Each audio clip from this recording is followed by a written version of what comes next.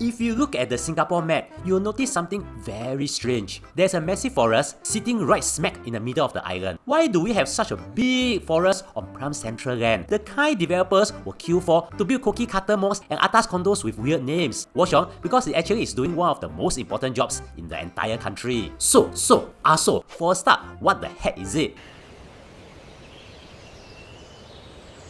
Firstly, there's a name for this. This green patch is called the Central Catchment Nature Reserve, and calling it a forest is kind of underselling it lah. It's actually a nature reserve, and it's not just a nature reserve. According to the NParks, it's Singapore's largest nature reserve with more than 2,000 hectares of forest and over 20 km of trails, including the popular TreeTop Walk around MacRitchie Reservoir. But here's a keyword everyone forgets about over its name: catchment. You see, the Central Catchment Nature Reserve serves as a catchment area for Singapore's 4 main reservoirs: MacRitchie, Upper Peirce, Lower Peirce, and Upper Seletar, which are located within the nature reserve. I know you catch no ball, so just think of it this way. Think of a reservoir as a giant cup that collects rainwater for us to drink. But the rain doesn't fall neatly into the cup. It falls into the land around it and then flows downhill in. You see, you cannot do it in Yishun since it's filled with roads and buildings. The rain will pick up the oil, dirt, and rubbish on the way down, so the water that is caught will still be dirty. But if it's forest at the Central Catchment Nature Reserve, the trees and soil filter the water clean before it reaches the reservoir. So that's the whole point.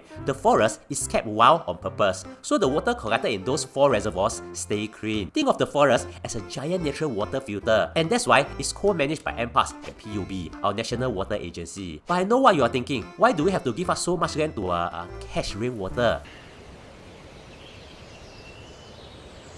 Okay, this is the part that sounds crazy for a country this small. Why use all that central land just to collect rain? Because Singapore basically has no choice. Here's the brutal truth. With no natural water resources, Singapore has progressively created surface water reservoirs, building from the first 3 at MacRitchie, Seletar, and Peirce to 17 reservoirs today. You see, unlike other countries, we have no natural lakes, no big rivers or whatnot. We only have rain. But admittedly, doing this in a dense city is rare in the world. PUB notes that this makes Singapore one of the few countries in the world to harvest urban stormwater on a large scale for drinking water. So the forest in the middle is the original, cleanest, most natural part of a water collection system that covers most of the island. I mean, either we use the land to collect water or we all die from thirst. But I guess I know what you're thinking. Why not just take the seawater?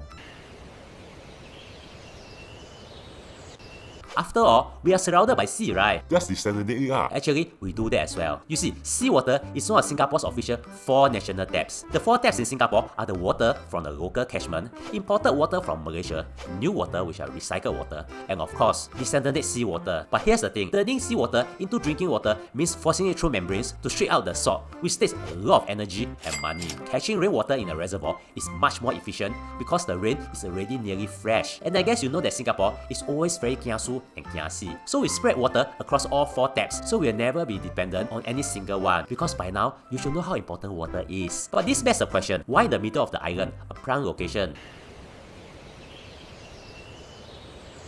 Why can't we just stuck it in a Tuas? Well, it's due to history and geography. It wasn't planned as let's put a forest in the middle. It's a 150-year-old water decision that modern city grew around. It started with Singapore's very first reservoir. MacRitchie was completed in the late 1860s and was the first water supply system in Singapore, originally called the Impounding Reservoir or the Thomson Road Reservoir, and as you know, it's in the middle of the island. But why? Firstly, the geography fits. The middle of the island is the high, hilly ground. The TreeTop Walk today literally connects Bukit Peirce and Bukit Karang, the 2 highest points in MacRitchie. High ground is exactly what you want. You dam a valley and rain naturally flows downhill into it. And secondly, it was away from the dirty, crowded colonial port then. Back then, the town was spread along the southern coast and not all over the island. Putting the water supply inland kept it cleaner and safer. So it's in the middle because that's where we put our water 150 years ago. And we built the whole modern country around it. But anyways, it's not just catching rainwater. It serves many jobs too. And soon, you'll realize why it's apt to be in the middle of Singapore.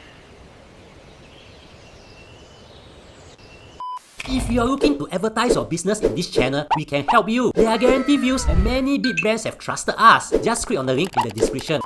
Other than catching rainwater, the nature reserve serves many functions too. Firstly, it's a large green lung in the geographical center of the island, so it cools the air and cleans the area around it. If it's in Tuas, only people living in Jurong will feel the fresh air. It's also a biodiversity ark, as it contains scattered patches of primary lowland forest and the last remaining primary freshwater swamp forest in Singapore at the Nee Swamp Forest. In fact, some of our rarest plants and animals live nowhere else. It's also a giant recreational space for people who love nature. After all, MacRitchie, the Broad Walks, the TreeTop Walk, and even the Mandai Wildlife Reserve are there. But do you know that an expressway actually cut through the forest?